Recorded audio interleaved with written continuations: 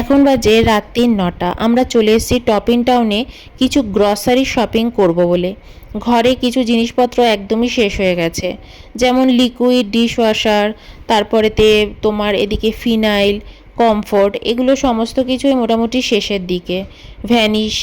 তো ভাবলাম এগুলো সমস্ত কিছু নিয়ে নিই, আর তার সাথে সাথে ঠাকুরেরও কিছু জিনিসপত্র ছিল, সেগুলো সব কালেক্ট করে নিচ্ছি। রাত্রির বেলা এখানে বেরোনোর একটাই কারণ হচ্ছে ব্যাঙ্গালোরের জ্যাম। সারাদিন এখানে রাস্তায় এত জ্যাম থাকে যে বলে বোঝাতে পারবো না। তো এই কারণে আমরা ওই জ্যাম এড়ানোর জন্যই রাত্রির বেলাতেই মোটামুটি বেরোই। ভীষণ টায়ার্ড লাগছে, তাই আমি ভাবছিলাম যে কতক্ষণে সব কেনাকাটা করে বাড়িতে গিয়ে ঘুমোবো, কারণ খাওয়া দাওয়ার তো বালাই নেই। আজকে আমি রাত্রিরে না সেরকম কিছু খাইনি। তোমরা তো জানোই রাত্রিরের দিকে আমি খাওয়াটা অ্যাভয়েড করি। তো বাড়িতে চলে এসেছি, এসে অ্যাপার্টমেন্টের নিচে ভাবলাম একটুখানি সাইকেলিং করে নিই। ঘরে যেতে ইচ্ছে করছে না, ঘুম পাচ্ছে, কিন্তু ঘরে যাওয়ার ইচ্ছে করছে না। তো স্কুটিটা দাঁড় করিয়ে রেখে একটুখানি সাইকেলিং করে নিচ্ছি। আমার না ভীষণ হাত কাঁপে। আগে আমি ভাবো রোজ সাইকেলিং করে স্কুলে যেতাম, কিন্তু এখন আমি সাইকেলিংয়ে একদম ভালো নই। স্কুটিই শুধু চালাতে পারি ভালো করে, কিন্তু একদম সাইকেলিংয়ে ব্যালেন্স পাই না।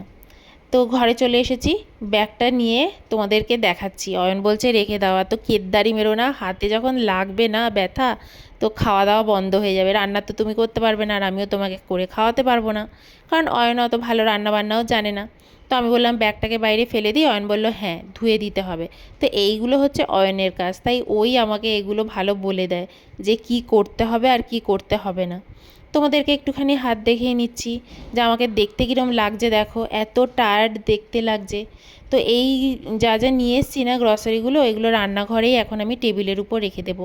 রান্নাঘর দেখো দুপুরবেলা খাওয়ার পরে একদম নিট অ্যান্ড ক্লিন করে রেখেছি। শুধু এখন এই গ্রসারিগুলো মুছে টুছে এই টেবিলের উপরই রেখে দিলাম। তো চলো, গুড নাইট।